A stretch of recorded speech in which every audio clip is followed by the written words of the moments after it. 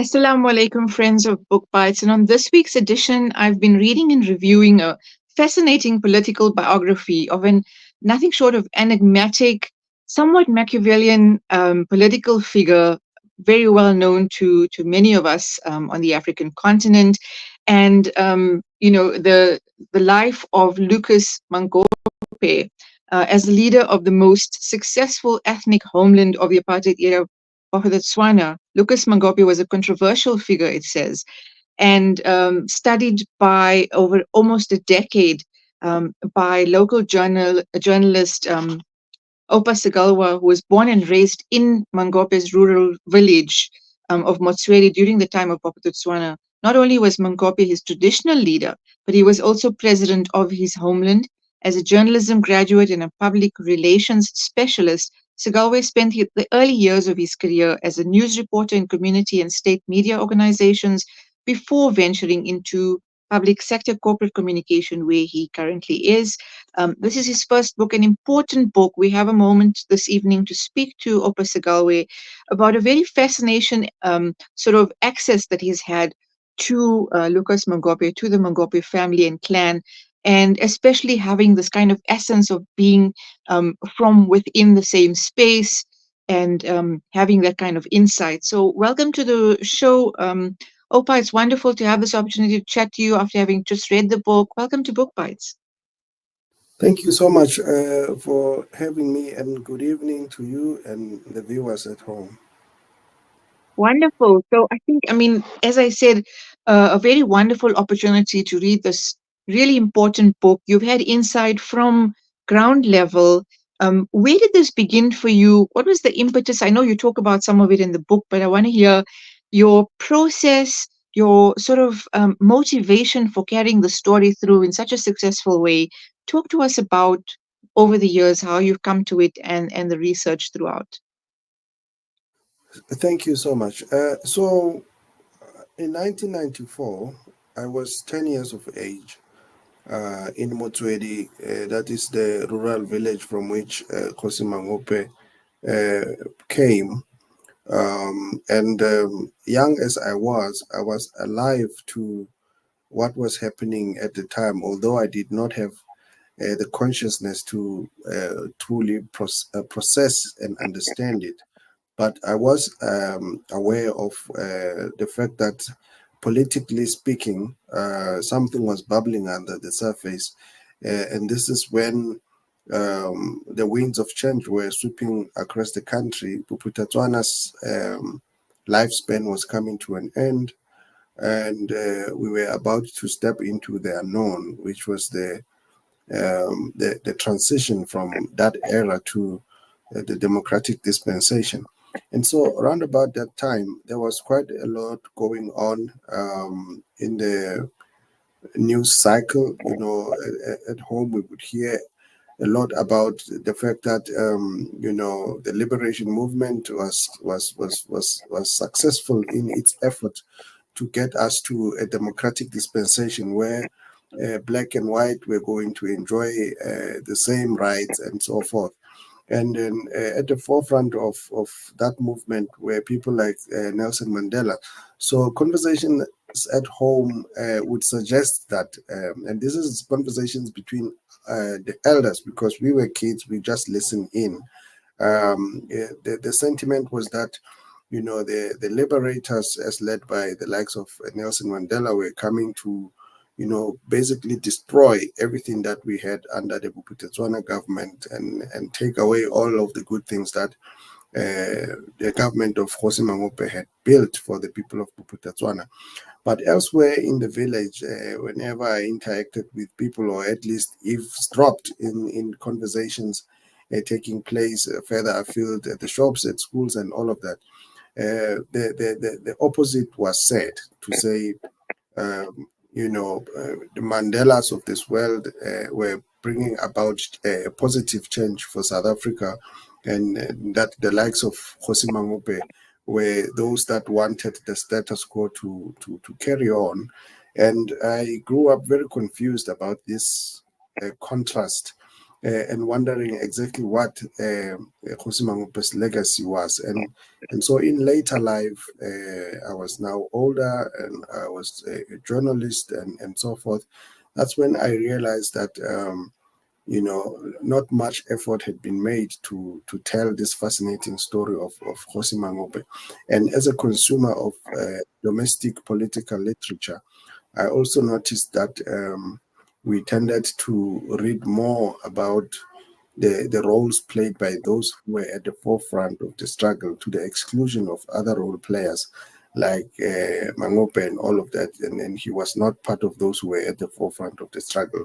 And as such, he wasn't considered a hero, whereas those who were at the forefront of the struggle were. And I've always held the view that stories must be told irrespective of whether they are stories of villains or heroes. As long as someone played some role, negative or positive, their story must be told. Because if we do this kind of work for posterity, we would do well to tell the whole story and leave nothing out, so that those who will come after us get to understand what happened in the past. They get to understand the context, and they get to see who played which role. So that was mainly the influence behind the telling of this story. I'm glad, I maintain that this is an important social document because I agree that they almost like these parts fit together to form the whole and to be able to inform public debate and understanding of the politics of that time and the politics of our time right now. So, in the blurb you mentioned, and I just had, I read like the very first line, which talks of Jose Mangope as being a controversial character. We know he made huge contribution, but there were allegations of corruption, and there's all kinds of things that come out in the political space in a political character of this nature. Now, my question that's sort of bubbling to the surface is there's also this question of how the apartheid government carved out the so-called homelands, used chiefs of the time, but how much of power was actually taken? Were they just really cogs in the apartheid machinery to be able to relegate clans to little hovels? How much of power and autonomy did they have in those spaces? And the idea that Jose Mangope, as you mentioned, wanted to maintain the status quo, he would have been happy with whatever that bubble of opportunity offered. Let's talk about some of those, to me, seem like contradictions, but let's talk about some of those aspects.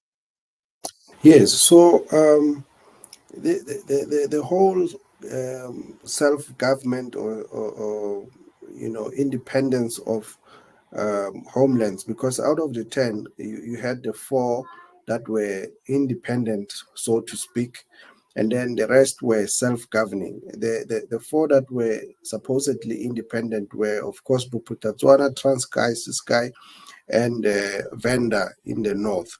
And I wouldn't say they were autonomous or independent. It was just so on paper, but in reality, it was token or quasi independence, because Pretoria still called the shots.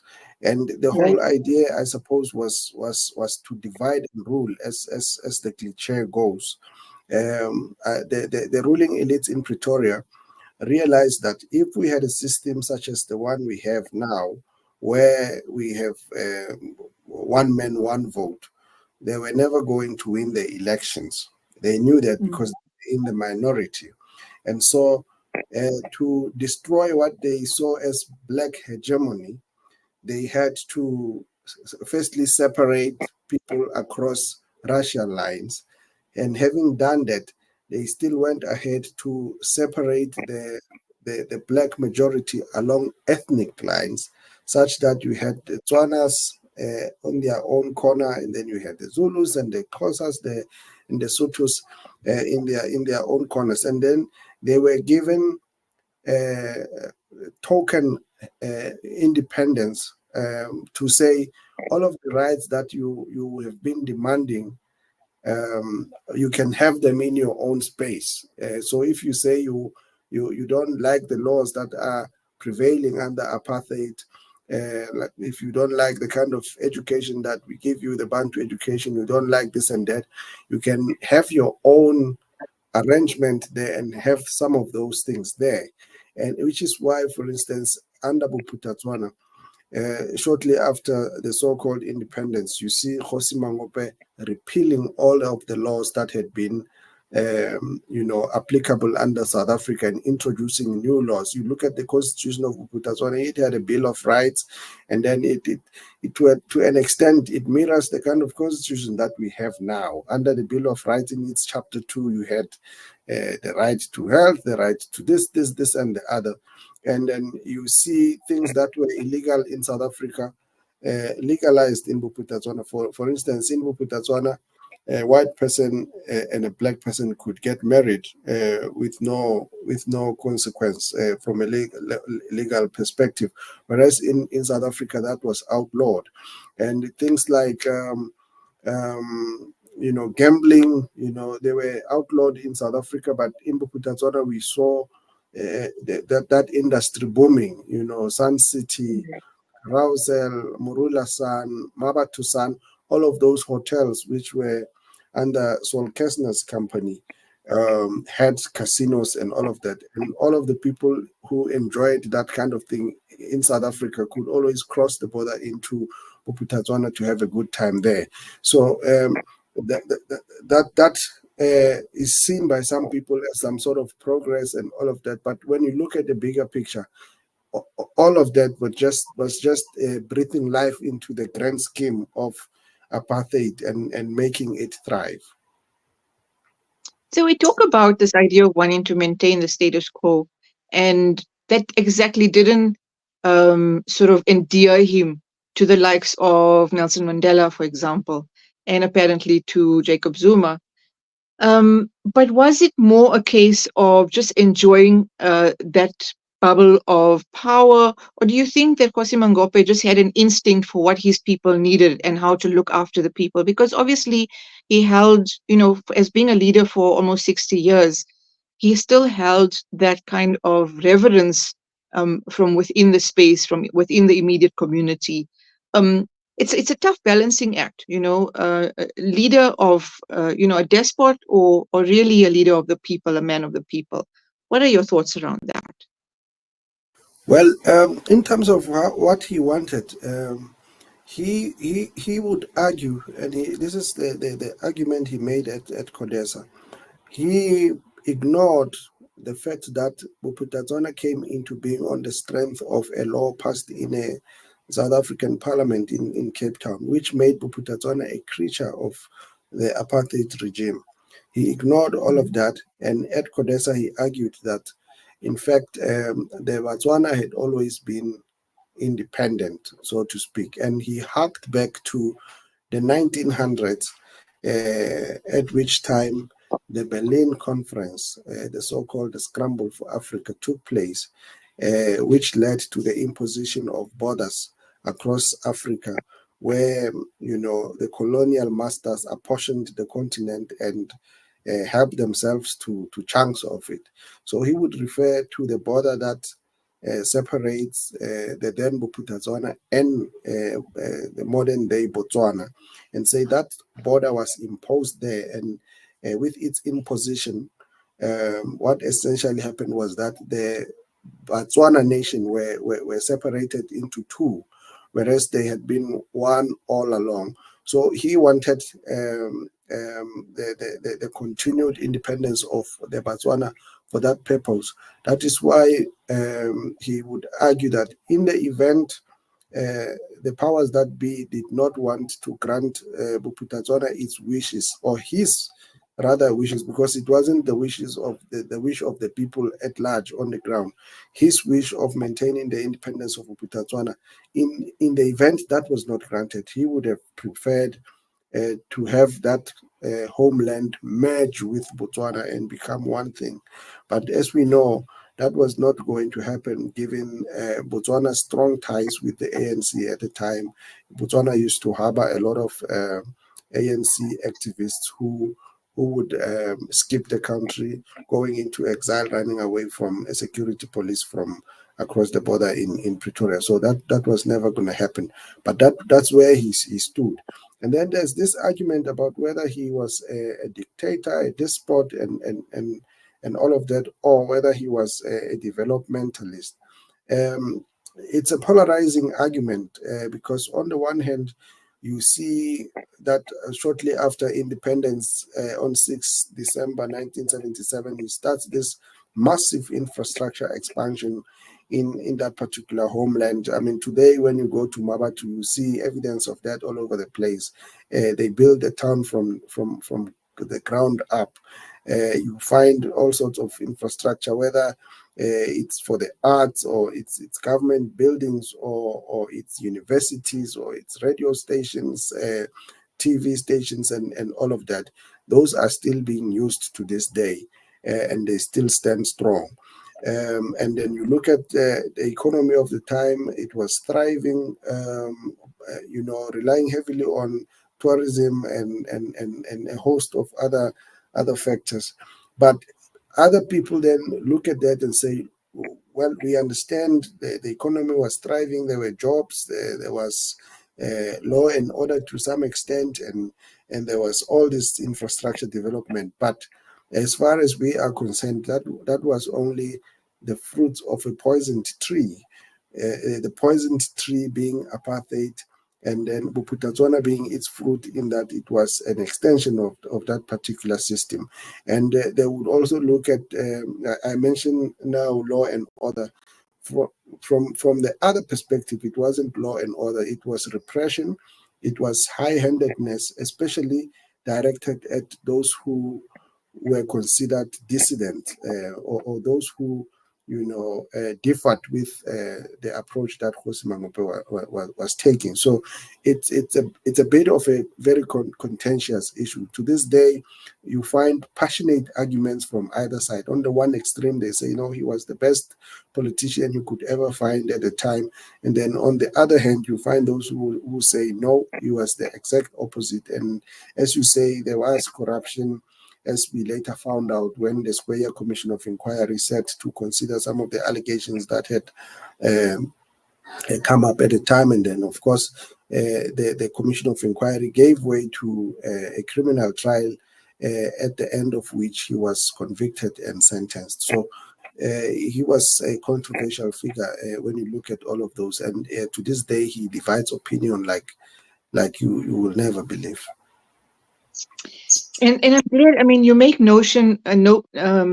mention of both the contributions, which were many. This was a man who was groomed for leadership as being a young boy, and it wasn't something that he came to be involved in later on in life through some kind of activism or whatever.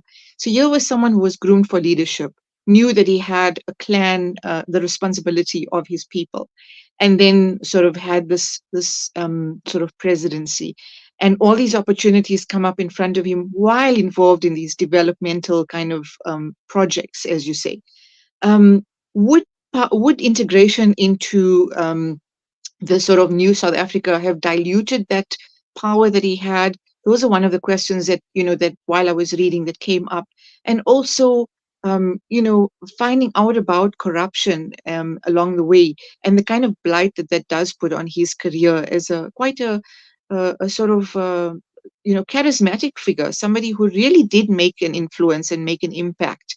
And to have that is almost sort of it sort of shakes the foundations that his leadership training was built on, as you mentioned, the training and the teachings of his elders as well.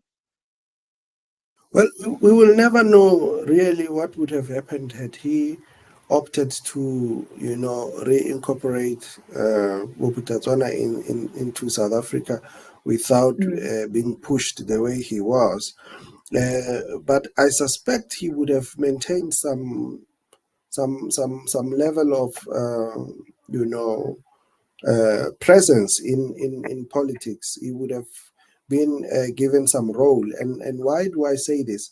When you read in the book, you will see when President Nelson Mandela and a team of ANC leaders who were sent by the ANC's National Executive Committee to go to Mafikeng to try and cajole him into, snapping out of it, so to speak.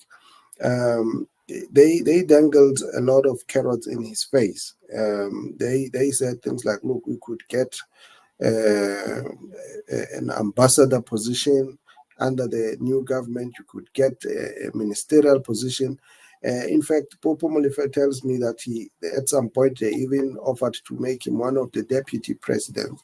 I suppose that was going to happen under the original GNU. In the event, he secured more than 5% of the vote, and it's plausible that that would have happened, given that other leaders who were in the same basket as him, like Prince Mangosuthu Buthelezi, did make it into the government of national unity, and he was appointed Minister of Home Affairs at the time, and all of that. So it's all about the choices that he made at that particular time. But you also mentioned the fact that he was groomed for leadership from a very young age. That is very true. His father was a regent chief of the Bahuruts Bomanyane in Motswedi. And so he took over from his father under controversial circumstances because, as you can imagine, a regent does not produce an heir. An heir must come from, the rightful custodian of the throat, not the one who holds the fort. But nevertheless, he took over from his father. But even before he grew to occupy the position of traditional leadership in Motswedi. In his teens, he was already showing signs of a leader in the making. When you go to St. Peter's Secondary School in Rosettenville, south of Johannesburg, where he was schoolmates with the likes of Andrew Mlangeni, who was a prominent leader of the ANC. He was elected by the school community, meaning both the learners and the teachers, to hold the position of prefect and entrusted with keeping order in the residences of learners. So you can see that the seed was planted quite a long time before he became a traditional leader, and he was even sent to Botswana to go and learn the mechanics of running a traditional office shortly after his completion of his studies at St. Peter. So, yeah, I could say he was primed for leadership, but insofar as his choices in terms of the political direction of Bophuthatswana in the later years, one could say he committed cardinal sins that he never really recovered from politically. You had a unique position to be able to both research, have access to, and view the life of Hosi Mangope and the broader family and clan. So there's kind of this instinctive kind of way in which you write, which I found really, really interesting, given the perspective. But you also get a sense that while he has a supportive family and two supportive spouses throughout his lifetime, there are people that he realized he could not rely on, people who sort of backstabbed in a way or just went their separate ways. And this is such an interesting part of the story as well. Um, we don't have a lot of time left, but give us a sense of what that was like, because he seemed to be a private man, and yet he had public presence in such a great way. He did stand his ground in many ways. Talk to us about some of the sort of discrepancies in his friendships, people that he helped, people that he brought to the public space, who sort of went back against him. I struggle to hear you there, but I think I could make out what you are saying. So I'll make one example of people he felt betrayed him, and this is later on in life when he had reinvented himself. This is after the collapse of Bophuthatswana. He took some time off, and then he reinvents himself, relaunching the party that had been the governing party of Bophuthatswana, and he rebrands it the United Christian Democratic Party. And one of the leaders of that party is a man that he had handpicked to succeed him in the event he decided to call it a day in politics. That's not the only person. That person, by the way, is Mr. Sipho Mfundisi. He's late now. And then there was also his own sister, the only surviving sibling now, Ipuseng Ditsitelo. At some point in their journey in the UCDP, he felt that they had backstabbed him because they were preparing for life after him, setting up a leadership structure and all of that. At least that's what he suspected. And when he found out, he totally lost it, such that he fired them firstly from their roles as the representatives of the party in parliament, and then he went on to fire them or expel them from the party without following any process at all. And then it was on that basis that they went to court and they were successful in getting reinstated. And having been reinstated, they then turned the tables on him and hauled him over the coals, disciplining him for this and that. Now, this is a man who hated being held to account. There's a lot of examples in the book where he storms out of you know, disciplinary committee hearings and all of that. So to cut the long story short, they also then fired him. They expelled him from the party, and that led him to retirement. And he was bitter throughout the period after that incident, such that he never really forgave them. And he died a very bitter man as a result, because he felt that they took away from him something that he had built from ground up. I think part of the importance of telling the story is that there's insights that the general public reading this would not have known. And I think that is why this is such an important social document. And along the way, dotted with personal tragedies in his life as well, along with the strong women in his life, both, his first wife, Leah, and is it Violet?